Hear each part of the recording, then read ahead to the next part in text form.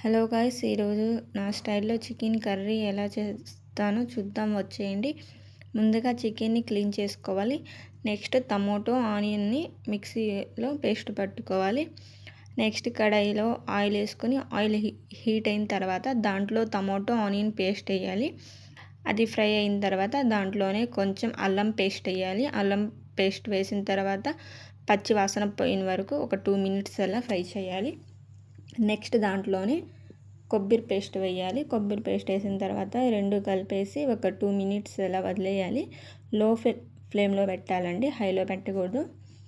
ఈ రెండు కలిపేసిన తర్వాత చికెన్ మనం క్లీన్ చేసుకున్న చికెన్ని దీంట్లో వేసేసి కలిపేయాలి. ఇలా కలుపుతూ ఉండాలి. చికెన్ వేసిన తర్వాత ఒక 2-3 మినిట్స్ అలా వదిలేయాలి. మొత్తం కలిపేసి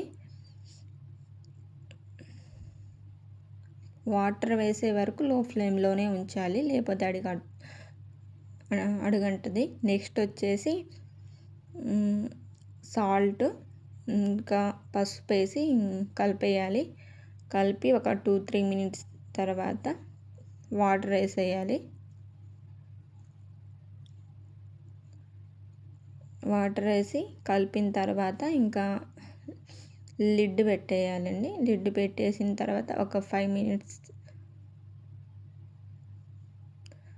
to 10 మినిట్స్ అలా లిడ్ పెట్టేసి వదిలేయాలి. నెక్స్ట్ వచ్చేసి కుక్ అయిందో చూడాలి, పీస్ మెత్తబడిందో లేదో చూసిన తర్వాత దాంట్లో కొంచెం పెరుగు వేసుకుంటే టేస్ట్ బాగుంటుంది. ట్రై చేయండి. ఇప్పుడు ట్రై చేయకపోతే కొంచెం పెరుగు వేసాను. పెరుగు వేసి కలిపాను మొత్తం. మళ్ళీ లిడ్ పెట్టేసి ఒక 5 మినిట్స్ లో ఫ్లేమ్లో పెట్టేయాలి.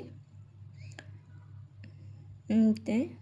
ఒక 5 మినిట్స్ తర్వాత చూస్తే ఇంకా కుక్ అయ్యింది. తర్వాత మనం టేస్ట్కి తగ్గట్టు కారం వేసుకోవాలి.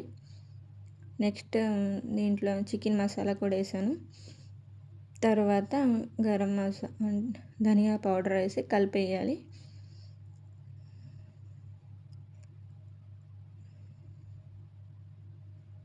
ఇలా కలుపుతూ ఉండాలి. కలిపేసిన తర్వాత ఒక లిడ్ పెట్టేసి ఇంకో 5 మినిట్స్ అలా లో ఫ్లేమ్లో పెట్టి వదిలేయాలి.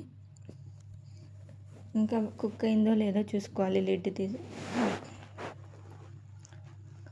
అయిపోయింది, కర్రీ రెడీ, కుక్ అయిపోయింది చికెన్.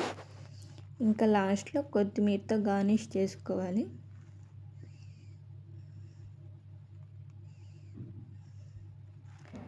నేను ఈ చికెన్ కర్రీ దోశల్లోకి చేశాను కాబట్టి కొంచెం పలసగానే చేశాను.